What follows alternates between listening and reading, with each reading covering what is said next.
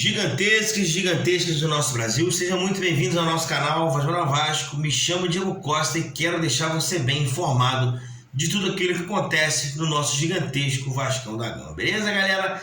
Rapaziada, vamos aqui direto ao assunto. Antes da gente poder fazer esse vídeo aqui, primeiro e único dessa quinta-feira, peço a você deixar o dedão no like aí, que ajuda a gente bastante. Se inscreva no canal também para ajudar a gente a chegar nos 1000 inscritos. E também peço que você compartilhe esse vídeo nos seus grupos de WhatsApp aí, beleza, galera? Vamos lá então, curto e grosso, rápido, o que a gente tem para poder falar do nosso gigantesco aí, né? Nosso bastidores hoje também foi muito conturbado, né? Vamos dizer assim, muito movimentado, e vamos trazer para vocês aqui o que foi falado hoje no dia a dia do nosso gigantesco, né?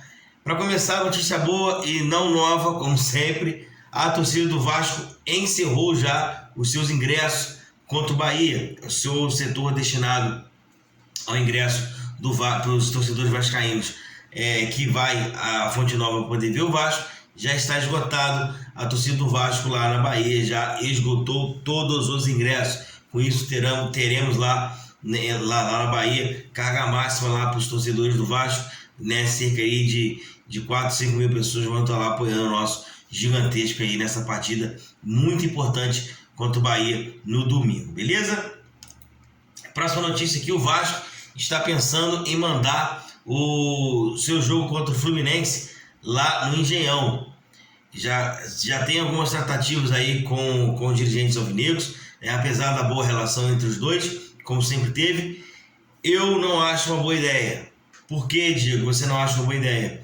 O Vasco não está acostumado a jogar em gramado sintético, e mais, isso pode prejudicar de alguma forma o rendimento da equipe, já que é um jogo muito importante e que a gente precisa vencer.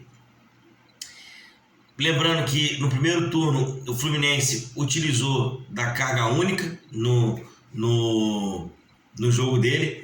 Provavelmente o Vasco também vai usar a carga única para esse jogo também, né? Para esse jogo de volta também vai ser assim, né? O Fluminense fez aquela palhaçada no primeiro turno, o Vasco acha por direito. Eu também acho que não tem que ficar dando dinheiro ao Fluminense, já que ele não quis meiar, até porque eles não conseguem meiar estádio com ninguém, né? Então, assim, o Vasco está tentando lá o Engenhão, né? E as conversas estão um pouco avançadas, mas já de bate-pronto a torcida, quando ficou sabendo disso, já reprovou de cara. Eu também não gostei da ideia, nada contra o Engenhão, nada contra o Botafogo, mas eu acredito que o Vasco não tem ali as condições de jogar no gramado sintético ainda, não tem ali as condições de estar pegando esse ritmo um pouco mais rápido do gramado sintético. Então eu acredito que não seja muito bom para esse momento de agora o Vasco jogar no Engenhão, né? Possibilidade seria São Januário ser liberado e poder jogar em São Januário, né, com torcida única, ou se não, Maracanã também é uma possibilidade, mas os caras estão de gracinha, né, como sempre. Não quero deixar de jogar lá no Maracanã também, nem São Januário, vai entender, né? E também tem outros estados para fora, né? Brasília, Mané Garrincha, Espírito Santo, Manaus, enfim. Eu acho que tem porta aberta em qualquer lugar. Então, assim, não sei o que pode acontecer ainda, né, contando com isso, mas de bate-pronto a torcida, assim como eu também me incluo, não gostei muito da ideia de jogar no Engenhão. Nada contra o Engenhão, nada contra o Botafogo, mas que o Vasco jogue em um gramado natural, né? Departamento de futebol do Vasco, né? O Ramon Dias, jogadores e o Paulo Brax pediram aí para a diretoria para que não jogue mais sem torcida. Isso é sério e é grave. Jogadores do Vasco, departamento de futebol, né, o técnico, o Paulo Brax, pediram à diretoria do Vasco para que não jogassem mais sem a sua torcida do lado. Particularmente eu acho justíssimo isso, mas isso pode impactar de maneira negativa no campeonato, né?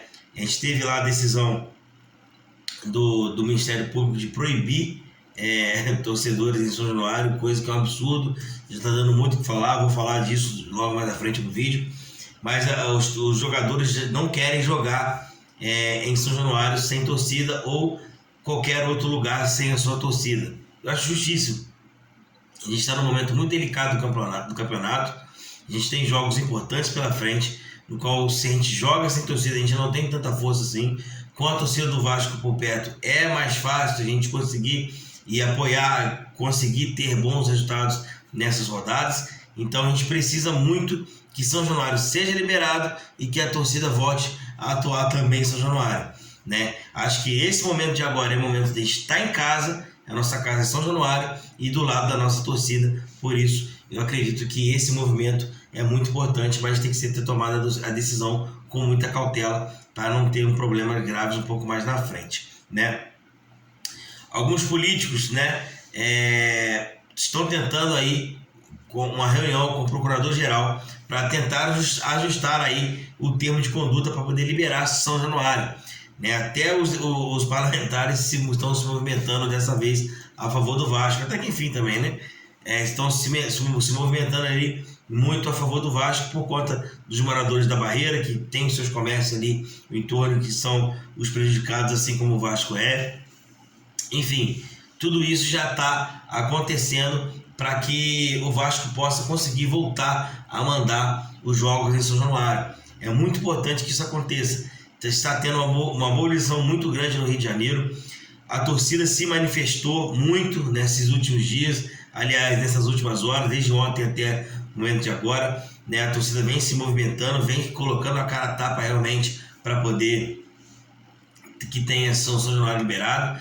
Mais uma vez, a justiça não sabe o que ela está fazendo, totalmente, eu não digo preconceituosa, porque ele sabe, eu acho covarde, na verdade, não acho nem preconceituosa, eu acho covarde, né, a decisão, né, porque ele sabe como resolver o problema e não quer resolver. Então, para mim, né, é covardia, né, é falta de interesse, né, enfim, a torcida vem batendo muito forte nisso aí, e até os políticos, aí, os parlamentares, vêm colocando a cara a tapa a favor do Vasco.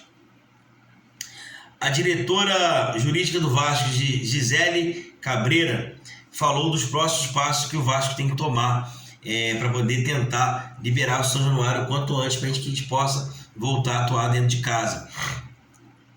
E são eles os passos. Primeiro, o Vasco vai tentar essa reunião que eu falei para vocês com a Procuradoria para poder conseguir a liberação do São Januário, para tentar um acordo. Se não der, vai levar para Brasília e aí engrossa um pouco mais o caldo, né? Porque aí vai tentar de alguma forma liberar o São Januário na justiça. Eu particularmente acho melhor que seja resolvido aqui em casa, no Rio de Janeiro, ali, vai, senta, conversa e libera tudo.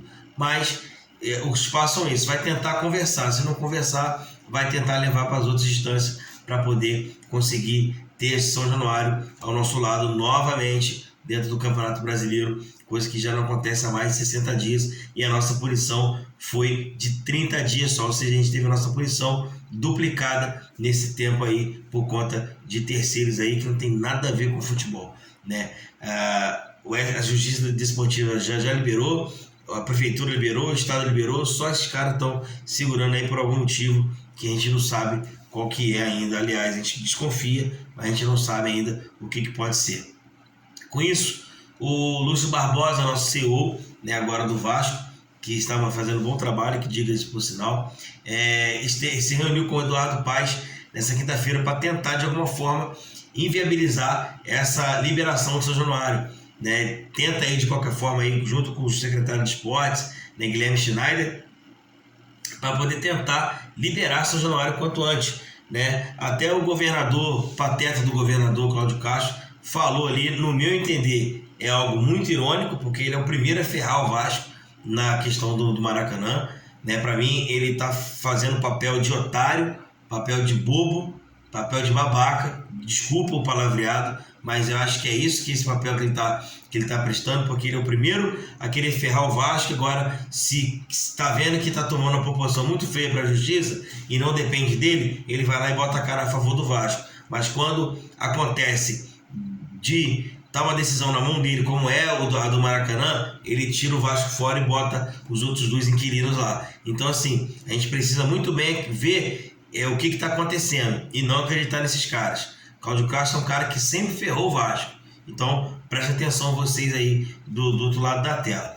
O fato é que Lúcio Barbosa esteve lá na prefeitura, conversou com o Eduardo Paes, que está tentando, se mobilizando, esse sim, vascaíno também, tenta lá fazer de alguma forma com que São Januário seja liberado, até porque ele sabe que é renda, é dinheiro, é público, é tudo que possa envolver São Januário, que recebe jogos há 96, 97 anos, quase 100 anos já, e agora que os caras descobriram que São Januário é perigoso, é brincadeira, né? É de nascer cabelo na unha, isso aí.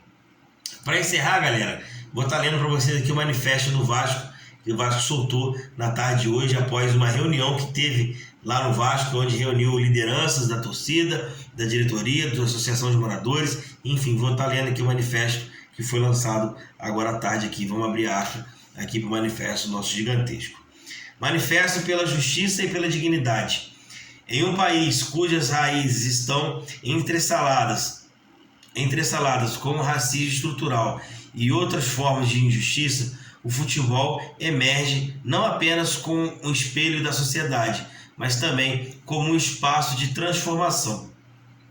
O Vasco da Gama, com 125 anos de lutas e resistência, se posiciona novamente diante de uma adversidade transcendente às 4 linhas do campo.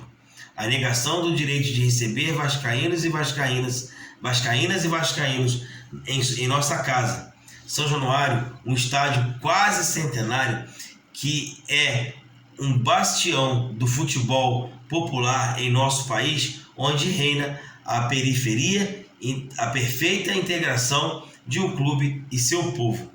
Essa proibição, embasada em alegações enviadas e de preconceitos, apontam para a localização em área popular, a violência e as dificuldades de acesso como justificativas. É seletiva e discriminatória. Ignora-se, nesse contexto, que outros estados de clubes da Série A permanecem abertos, mesmo tendo enfrentado recentes e mais gravosos problemas de segurança, inclusive do Rio de Janeiro.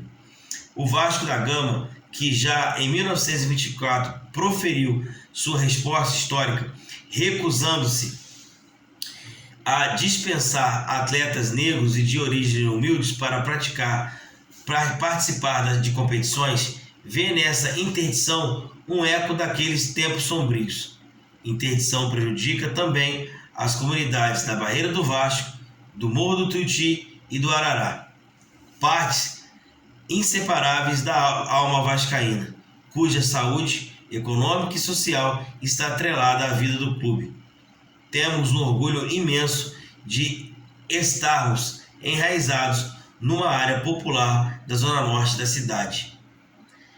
Este não é apenas mais um golpe contra a grandeza esportiva do Vasco, mas também um ataque à sua importância social e histórica. A injustiça perpetrada nesses tempos de estranhos obriga o Vasco da Gama a lutar para jogar no Maracanã, estádio público por excelência, onde nossa história é invejável e onde nós, torcedores, temos o direito de poder nos ver atuar.